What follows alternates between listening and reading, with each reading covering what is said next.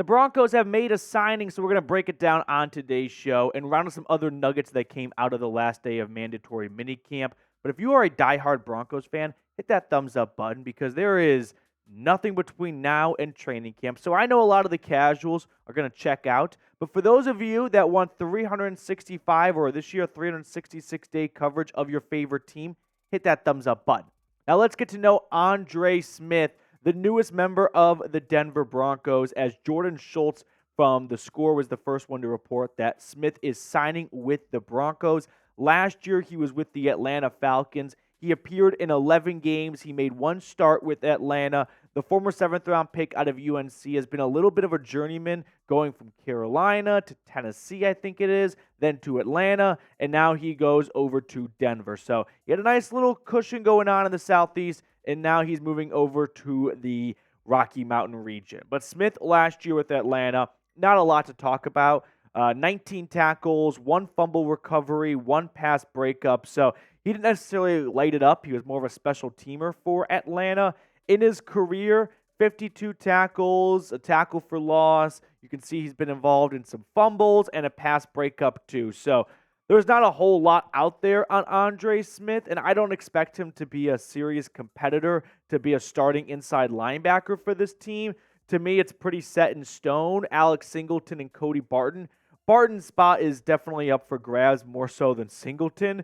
So maybe we see Andre Smith or Justin Stranad or Jonas Griffith push Cody Barton for that starting inside linebacker spot. But ultimately, I think this signing is your Drew Sanders replacement. Remember, the Broncos' 3rd-round pick out of Arkansas last year tore his Achilles during some workouts in April. Now, the Broncos are optimistic that they can get him back in the middle of the 2024 season. So sometime in October, maybe November at the latest, hopefully not that far back though. However, I don't think there should be huge expectations for when Drew Sanders returns, right?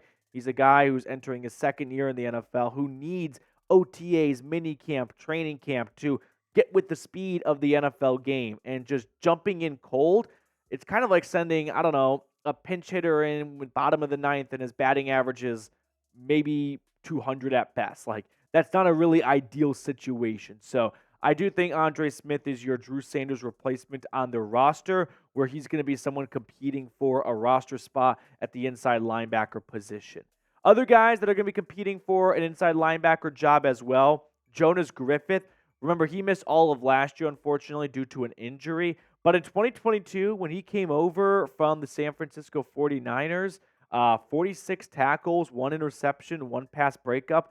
I don't know if I've ever seen a fan base fall in love with a player so quickly like Broncos country did with Jonas Griffith. And then they went and signed Alex Singleton, and we didn't see much of Griffith after that. Speaking of Singleton, he is without a doubt the number 1 linebacker on this team. He is going to be the green dot, the heart and soul, the middle of the defense. 177 tackles last year, a team high, 6 tackles for loss, 2 sacks, 4 pass breakups, and a forced fumble. And then the other newcomer to the linebacker core, Cody Barton, former 3rd-round pick by the Seahawks. He was with the Commanders last year, appeared in 13 games, put together 121 tackles, 3 tackles for loss, and interception. So there's going to be some fun competition at that inside linebacker job, which right now I've got penciled in for Cody Barton. But Andre Smith, Jonas Griffith, those are 2 guys that are going to be competing and pushing Cody Barton for a starting job on this defense. We're going to get to some other notes on the team in just a moment. But how would you grade the Broncos defense? A through F. I would give the Broncos defense a B-. I think that's a little bit even on the generous side. Like, you've got stars like Patrick Surtain, but you lose Justin Simmons, right? He was a core piece of that secondary. The linebacker core is kind of middle of the road. You're hoping to get some big breakout years from Browning and Benito and Cooper. The defensive line is a little bit, you're left wanting a little bit more. So I think B- is very much in the range for the Broncos defense. And hopefully they get off to a stronger start at the beginning of this season than they did last year. I want to talk about Courtland Sutton for probably the last time because everyone is off on summer break, so we're not going to get many more updates. But Courtland Sutton, if you are just tuning in, did report to both days of mandatory minicamp. The Broncos ended up releasing their players after just 2 days of minicamp did not keep him for the third day, which I always find a little bit funny because coaches get so upset with the new rules and the NFLPA restricting how much they can practice, how long they can practice, how often they can be in pads. And then they get one of their very few practice days. They only get 13 in the entire offseason, and they decide, nah, we only need 12. Like, you guys can't throw hissy fits over not practicing more, and then when you do get your practices, you cancel them. Okay, that's my TED Talk.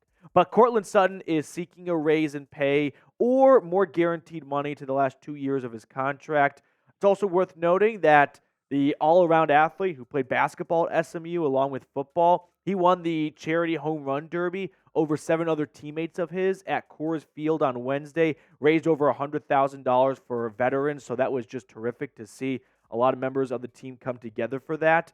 But Courtland Sutton also spoke to the media on Wednesday, and he said when he came to talking about his contract with Sean Payton, quote, "We had a nice fireside chat." So I'm glad everyone has been brushing up on their Roosevelt history from World War II. But Courtland Sutton hopefully will be with the Broncos when training camp comes around, and this won't be an issue that prolongs into August. But we can't say for sure because Courtland Sutton said, we'll see when it comes to whether or not this contract dispute bleeds into training camp. Sean Payton talked about Sutton to the media on Wednesday as well, saying, "Courtland and I met this morning for quite a while.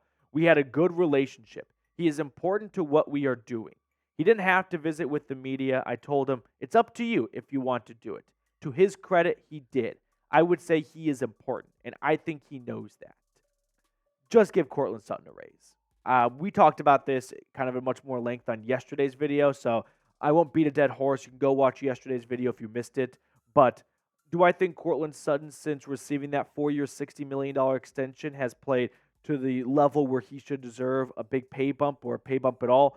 To be honest, no. Like, he was good last year, 10 touchdowns, but the previous 2 years, he combined for 4 touchdowns. So I consider it kind of a wash where he underperformed his contract to start, and then he overperformed last year, so it all kind of cancels out. So I don't think Sutton is in a spot where he deserves a pay raise, but you need Courtland Sutton with Bo Nix here. I mean, sure, you could let Courtland Sutton do his standoff and not show up to training camp. And what's the price you're going to pay? The very valuable time that Courtland Sutton and Bo Nix need together to develop. So you might save yourself $1.5 million. Cool. But at what price? Because when week 1, week 2, week 3 are here and Courtland Sutton is running a go route and Bo Nix thinks he's going to run to the sideline based on where the safety lined up and it's an incomplete pass or an interception, are you going to be happy about that $1.5 million in savings right then? No. You drafted a quarterback 12th overall. You need to have a good wide receiver for him. So Sutton may or may not be deserving of a contract pay raise, but he's got the Broncos by the balls because of the rookie quarterback situation. So just give the man a raise. Speaking of Bo Nix, I was browsing on Fanatics, and I thought this might catch your interest. They have Bo Nix jerseys, these white ones here, 25% off, under $100. So if any part of you wants to get a new Broncos jersey altogether or a Bo Nix jersey, please do it now at chatsports.com/Nix jersey because these sales from Fanatics, they come and go. So if you are even on the fence about it and then you decide next week, yeah, you know what, I will get a Bo Nix jersey. It won't be under $100 anymore, and you are going to regret it. So do future you a favor. Get yourself a brand new Broncos jersey. They have all the sizes. Chatsports.com/Nix jersey. I put that link in the comments and description of today's video. So to kind of put a bow on the Sutton subject, like I was talking about earlier, 772 yards a season ago, 10 touchdowns. I can see from Courtland Sutton's perspective of, hey, 10 touchdowns, top 5 in the NFL, and I am one of the few leaders remaining from the core we had with like Justin Simmons, for example, and Josie Jewell and Russell Wilson the last few years. I deserve to be paid like one. And he's currently the 26th highest paid receiver by average annual contract. But fortunately for the Broncos, they just don't have the leverage. They need Sutton more than Sutton needs them. You look at the wide receiver room, if Courtland Sutton is really serious about a holdout in training camp, I hope Marvin Mims has a really good sophomore campaign. I'm not going to put all my eggs in that basket. I think Josh Reynolds is a fine 500 to 600 yard receiver. I mean, he had about 600 yards last year with Jared Goff in one of the highest passing rated offenses when it comes to just pure attempts. That's not going to be the case in Denver this year. Tim Patrick, we'll talk about in a moment. I'm really excited and optimistic about his bounce back. But again, do you want to put all the eggs in the basket of a guy coming off a torn Achilles and a torn ACL? That's a risky gamble to make. Now, before we get any further in today's show, I do want to get the voice of people watching right now going in the comment section. Who is your favorite Broncos wide receiver of all time? I was on the internet the other day. That sounds so dumb and boomer of me. I was on Twitter the other day, and Christian McCaffrey revealed that he used to play Madden strictly with the Broncos, and he would only throw to his dad, I believe. So let me know. For me, it's the late, great Demaryius Thomas, but I want to know who your favorite Broncos wide receiver is. So speaking of Tim Patrick, he was splendid at mandatory minicamp. It's our first time really seeing him with the full team. I mean, OTAs, you get to see them once a week, and I mean, they're very, very light walkthrough practices, but at minicamp, Tim Patrick looked like a man who was not recovering from a torn Achilles or ACL. Like, he looked like he was back. And that would be a huge bonus and a huge bump to this Broncos receiving room, because even if you do have Courtland Sutton there, I still feel like you need the emergence of Tim Patrick to help bring along a nice young quarterback like Bo Nix. Other things I wanted to relay before I let you get on with the rest of your Thursday. Andrew Mason tweeted this out early this morning. I thought you guys might want to read it. Jarrett Stidham will organize July workouts for Broncos QBs, running backs, wide receivers, and tight ends in the Dallas area. And as he sees it, there are advantages to getting work in without the coaches being around, because in OTAs, some things, quote, may not be able to get voiced out on the practice field. And I really like that last part, because I think no matter what profession you're in, anytime your boss leaves the room, the conversation changes dramatically. Do we not all agree on that? So I think the same goes for players too. Like, when your wide receiver coach or just your head coach in general is not out there, it's going to be a lot more looser and sometimes like more honest of a conversation. So I'm excited for this. I hope it goes well, and we'll keep you guys posted if we get any updates from it.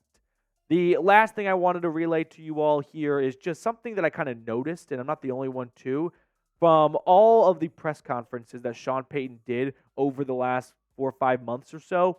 Just a very different aura and vibe around him. I know he was having some medical issues last year, and so that probably contributed to maybe Payton not showing his best self and maybe being a little bit grumpy at times and kind of taking it out either on Russell Wilson or the media-ish, but the guy was a lot more loose and just happy. I think that's the best way to describe it. So it's good to see that from Payton, because we need to see one masterclass of a coaching job from him this year if the Broncos are going to be a plus 500 football team. Before we get on out of here, I do want to give some shout-outs to those of you that gave us your city in the comments section on a previous video. We've got Kauai tuning in from Maui, Hawaii. I've got Juwan Powell in Williamsburg, Virginia. John E., ladies and gentlemen. The watch party regulars know Johnny all too well. Watching from Pittsburgh. John, hope you're having a wonderful day. Oscar Flores is over in L.A. I got Phoenix and Ottawa, Canada. That's where my mom's half of the family is from. We got Germany in the house. Cannot pronounce Garbson, I think, from Fabuloff. Ken is in Cheyenne, Wyoming. Sean's in Atlantic City, New Jersey. Johnny's in Columbia, South Carolina. And then Troy is watching from home base in Denver, Colorado. So shout out to everyone who gets in the comment section. I really, really appreciate it. It does help boost the channel and support us. So give us a like, subscribe, comment, and I'll see you guys later.